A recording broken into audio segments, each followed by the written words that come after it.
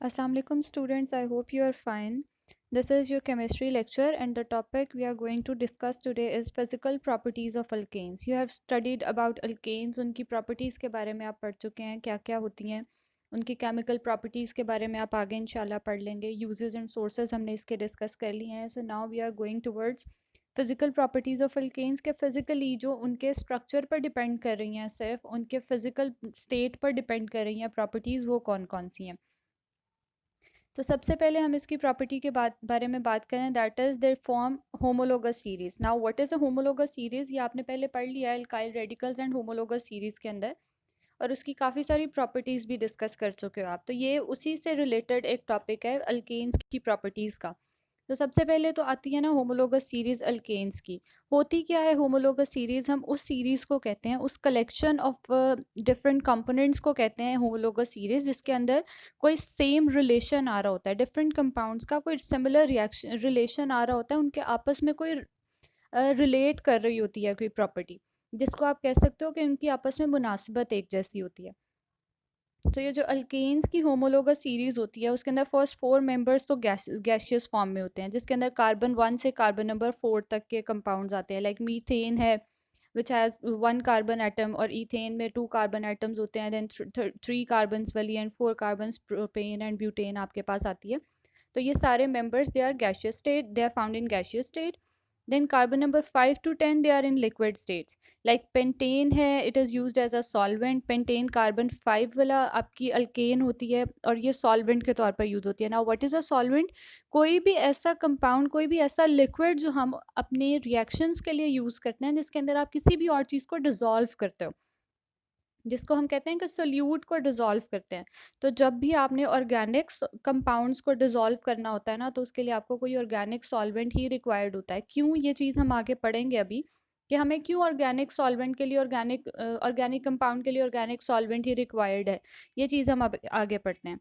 और इससे कार्बन 10 से जो हायर मेंबर्स हैं they are found in solid state, like paraffin wax है और आपके पास स्टार है, और भी काफ़ी सारी इसकी एग्जांपल्स आ जाती हैं. और ये यूज़ कहाँ कहाँ पर हो रही हैं. पैराफिन वैक्स आपने आजकल बहुत ज़्यादा सुन रहे हो आप, ये जो hand softening, skin softening spas हैं, उसके अंदर कहाँ पर यूज़ हो रही है ये पैराफिन वैक्स. आप इस इमेज में देख सकते हो कि वो स्किन को सॉफ्ट करने के लिए यूज़ हो रही है. और टार का यूज़ आप देखते हो कि ये एंटी डैंड्रफ शैम्पूज़ के लिए यूज़ होता है. फिर कंस्ट्रक्शन ऑफ रोड्स में ये जो ब्लैक कलर का एक सब्सटेंस पूरा उसके ऊपर बिछाया जाता है रोड्स बनते हुए, अगर कभी आपने देखी हूँ तो वहाँ पर वो जो पूरा एक लिक्विड सा होता है, थोड़ा थिक सा लिक्विड, वो वहाँ पर पूरा फैलाया जाता है, दैट इज़ कोल टार. तो ये हम इसका यूज़ यहाँ पर देखते हैं. सो दे आर ऑल अल्केन्स. और ये जो गैशियस फॉर्म में है मीथेन और ईथेन, ये दोनों ही आपने पढ़ा है फिजिकल, आपने सोर्सेज ऑफ अल्केन्स में पढ़ा है that they are the major component of natural gas. और नेचुरल गैस क्या होती है, नेचुरल गैस वो गैस है जिसको आप अपने स्टोव्स में कुकिंग वगैरह के लिए यूज़ करो, जो हमारे घरों में आ रही है gas, that is all natural gas. और नेचुरल गैस में 85% ऑलमोस्ट मीथेन होती है, और बाकी का जो रिमेनिंग पोर्शन होता है उसमें एक ह्यूज अमाउंट जो होती है वो ईथेन की होती है. तो ये सारी इसकी एक प्रॉपर्टी से हमने डिस्कस किया that they are from the same homologous series. Second point is that they are non-polar in nature, and due to their non-polar nature they are insoluble in water. अब ये जो मैं यहाँ पर आपसे कह रही थी पिछली प्रॉपर्टी में कि हमें ऑर्गेनिक सॉल्वेंट क्यों चाहिए होता है, यहाँ पर हमने बात की कि पेंटेन को यूज़ किया जाता है as a solvent. Why not water, why not any other solvent, क्यों नहीं हम वाटर को यूज़ कर सकते? क्योंकि वाटर मॉलिक्यूल के अंदर ये पोलैरिटी डेवलप हो रही है. आप ये देख रहे हो यहाँ पर पोल्स डेवलप हो रहे हैं. किस तरह के पोल्स? हाइड्रोजन को पार्शियल पॉजिटिव चार्ज मिल जाता है और ऑक्सीजन को पार्शियल नेगेटिव चार्ज मिल जाता है. और ये चार्जेस किस वजह से डेवलप होते हैं? Due to their electronegativity differences. Electronegativity क्या होती है ये आपने क्लास 9th में पढ़ी है, 3rd chapter periodic table and periodicity of properties में इलेक्ट्रोनेगेटिविटी भी पढ़ी. फिर आपने उसके आगे से उसके ट्रेंड्स भी पढ़े इन द पीरियोडिक टेबल. फिर उसके बाद स्ट्रक्चर ऑफ मॉलिक्यूल्स जब आपने पढ़ा 9th क्लास में, तब आपने डिस्कस किया था आयोनिक कंपाउंड, कोवलेंट कंपाउंड. तो ये कोवलेंट कंपाउंड के अंदर polar and non polar bonding जो डेवलप हो रही है, ये वहाँ से आपने रिलेट किया है यहाँ पर. क्यों? क्योंकि जो पोलर बॉन्डिंग होती है तो पोलर कंपाउंड्स की फॉर्मेशन के अंदर क्या होता है कि पोल्स डेवलप हो जाते हैं. और वो क्यों डेवलप हो रहे होते हैं? क्योंकि एक जो हाईली इलेक्ट्रोनेगेटिव एटम है, लाइक यहाँ पर ऑक्सीजन है, ये अपना जो शेयर्ड पेयर ऑफ इलेक्ट्रॉन है इसको अपनी तरफ को ज़्यादा अट्रैक्ट कर लेता है, और इसकी वजह से इसके ऊपर एक पार्शियल नेगेटिव चार्ज पेयर हो जाता है. और चूंकि जो शेयर्ड पेयर ऑफ इलेक्ट्रॉन था वो ऑक्सीजन की तरफ ज़्यादा मूव कर गया है, तो हाइड्रोजन के ऊपर पार्शियल पॉजिटिव चार्ज आ जाता है। इस वजह से जो वाटर है ये एक पोलर कंपाउंड की फॉर्मेशन होती है यहाँ पर। जबकि जो आपके अल्केन्स के कंपाउंड्स होते हैं they are all non polar in nature. Non polar क्यों होते हैं? Due to their comparable इलेक्ट्रोनेगेटिविटीज़।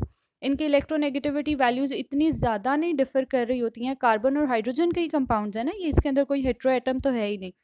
तो चूंकि इसके अंदर कोई हेट्रो एटम नहीं है, इलेक्ट्रोनेगेटिविटी डिफरेंस नहीं क्रिएट हो रहा इतना ज़्यादा, तो इस वजह से they are all non polar in nature. और नॉन पोलर को डिजोल्व होने के लिए भी नॉन पोलर सॉल्वेंट ही रिक्वायर्ड होता है, जबकि जो पानी है it can only dissolve polar substances and a few non polar ones. बल्कि मेजर जो इसके अंदर होते हैं डिजोल्व वो सारे के सारे पोलर ही होते हैं। क्यों? Due to their poles formation. और पोल्स बनेंगे तभी ये एक दूसरे को अट्रैक्ट करेंगे ऑपोजिट पोल्स, और फिर ही उसके अंदर सॉल्युबिलिटी उसकी इंक्रीज होगी। लेकिन जो नॉन पोलर हैं आप उनके अंदर तो पोल्स ही डेवलप नहीं होते। जैसे आप यहाँ पर देख रहे हो ये मीथेन का मॉलिक्यूल है, ये स्ट्रक्चरल फार्मूला है इसका, ये इथेन का, ये आपके पास पेंटेन का 5 कार्बन अल्केन का फार्मूला है। इसके अंदर कहीं पर भी partial positive partial negative charges नहीं बन रहे हैं, कहीं पर पोल्स डेवलप नहीं हो रहे। तो जब पोल्स डेवलप नहीं हो रहे तो इसको डिजोल्व करने के लिए भी हमें कोई ऐसा ही सॉल्वेंट चाहिए जिसके अंदर पोल्स की फॉर्मेशन ना हो रही हो। अब ये जो आप देख रहे हैं दरमियान में जो बड़े से सर्कल्स बने हुए हैं ब्लैक कलर से, दीज रिप्रेजेंट कार्बन एटम्स। ये जहाँ पर जितने भी बड़े बड़े से ब्लैक आपको नजर आ रहे हैं हर स्ट्रक्चर में, they are all carbon atoms. और जो हाइड्रोजन है वो आपको वाइट सर्कल्स के साथ शो किए हैं यहाँ पर।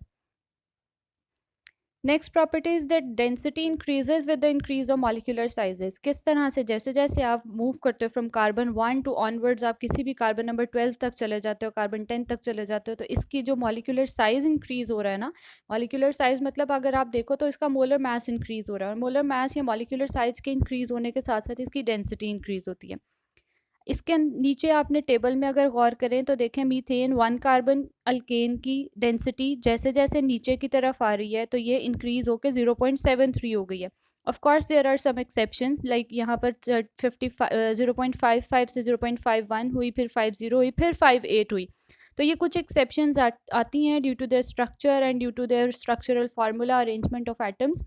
तो of course exceptions are always there. जब आप पीरियोडिक टेबल के स्टडी कर रहे थे क्लास 9 में तभी आपने देखा था कि इलेक्ट्रोनेगेटिविटी वैल्यूज भी इंक्रीज हो रही थी फिर डिक्रीज हो रही थी, कुछ चल रहा था। आयोनाइजेशन एनर्जी में भी आपने देखा तो ट्रांजिशन एलिमेंट्स जो होते हैं वो थोड़ा सा एक्सेप्शनल बिहेवियर शो करते हैं। तो ये छोटी छोटी सी एक्सेप्शंस आती हैं, लेकिन जनरली इसका अगर ट्रेंड देखें तो डेंसिटी हमेशा इंक्रीज होती है as you move towards the higher molecular sized alkanes. इसी तरह से मेल्टिंग और बॉइलिंग पॉइंट्स भी इंक्रीज होते हैं जैसे जैसे उसका साइज इंक्रीज हो रहा है। जैसे यहाँ देखें ये था CH4, अब नीचे जहाँ पर डेकेन की बात हो रही है तो ये C10 आ रहा है, कार्बन के 10 एटम्स आ रहे हैं इस मॉलिक्यूल के अंदर। तो इसका जो बॉइलिंग पॉइंट है वो भी 109 से 417 तक चला गया। इसी तरह से मेल्टिंग पॉइंट भी 90 से 243 डिग्री सेल्सियस तक चला गया। तो ये क्यों चेंज हो रहा होता है इसका टेम्परेचर? क्योंकि इसका साइज इंक्रीज हो रहा है, इसकी अट्रैक्शन इंक्रीज हो रही है, आपस में बॉन्डिंग इंक्रीज हो रही है, और उस बॉन्डिंग को ब्रेक करने के लिए हमें फिर higher amount of energy required होती है। तो वो जितनी ज़्यादा आप एनर्जी उसको दोगे उसी उसका मतलब है कि आपको उतना ही टेम्परेचर इंक्रीज करना पड़ेगा। सो इस वजह से इसके मेल्टिंग और boiling points along with the density they all increase. Same reason आती है विस्कोसिटी की। विस्कोसिटी भी इसकी इंक्रीज होती है। विस्कोसिटी को एक्चुअली हम किस टर्म में लेते हैं? लाइक आप देखते हो ना हनी होता है, हनी और वाटर में क्या डिफरेंस आपको नज़र आ रहा है कि वाटर तो बहुत फ्लोई लिक्विड है ना, आपने ज़रा सा गिराया वो फ़ौरन फैल जाता है, लेकिन हनी को अगर आप पोर करने लगते हो कहीं पर तो वो बहुत स्लोली बहुत थिक सा होता है।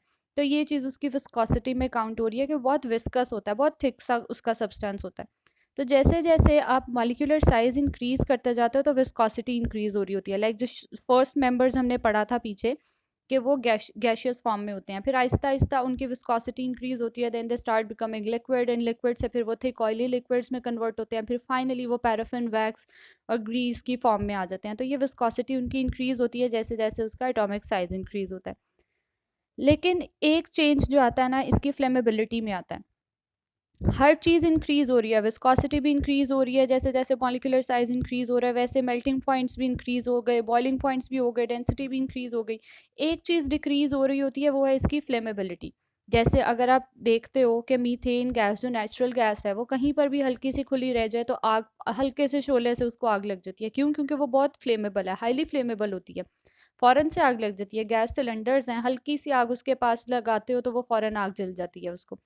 तो ये फ्लेमेबिलिटी थी उसकी बहुत ज़्यादा। लेकिन जैसे हम हायर मेंबर्स की तरफ आते हैं, तो जब हम पैराफिन वैक्स को आते हैं, या हम देखते हैं या हम देखते हैं ग्रीस को देखते हैं, तो उसको आग लगाना थोड़ा सा मुश्किल होता है, क्योंकि उनकी थिकनेस, विस्कोसिटी इतनी ज़्यादा हो गई है कि अब वो फ्लेम नहीं कैच करी। विस्कोसिटी भी इंक्रीज हो गई, मेल्टिंग एंड बॉइलिंग पॉइंट्स भी इंक्रीज हो गए, तो उनको आग को कैच करना थोड़ा सा उनके लिए मुश्किल हो जाता है।